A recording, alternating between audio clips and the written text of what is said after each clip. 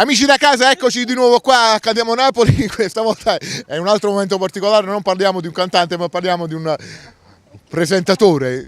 Francesco Ballestieri, il presentatore. No, un presentatore c'è in questo momento ed è il grande Lello Fioretti. Mi sembra anche giusto. E poi coordinata. Come è bravo lui, è bravo. No, coordinata anche ovviamente dalla grande Rovina Sessa. È bravo.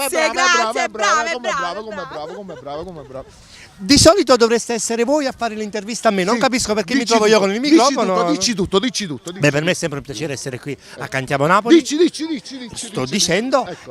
Automaticamente vorrei salutare ovviamente tutto lo staff Parla. di Cantiamo Napoli, al grande ideatore Alfonso Criscole, non solo, a voi che comunque riempite veramente con gran gusto tutta questa kermesse. Innanzitutto io sono qui in veste, a parte di amico ufficiale di Cantiamo Napoli, come ormai da diversi mesi sono presente qui, ma non per promozionarmi, ma proprio stare con noi, insomma, perché per passare un po' di tempo insieme, per ridere, scherzare, parlare di lavoro, ma innanzitutto per stare insieme, perché un momento di aggregazione del genere è bello, è una volta al mese, bisogna farlo, ma fa bene veramente a tutti quanti. Ringrazio veramente di cuore a tutti quanti, vogliateci sempre bene, ma io sono qui solo ed esclusivamente, innanzitutto saluto Radio Blu Napoli, che è la radio ufficiale che vado a rappresentare. Radio Blu Napoli, Radio Orion e Radio Napoli, Radio Mania. Radio Mania, che siamo stati proprio all'inaugurazione, ho avuto il piacere di essere presentatore ufficiale della serata,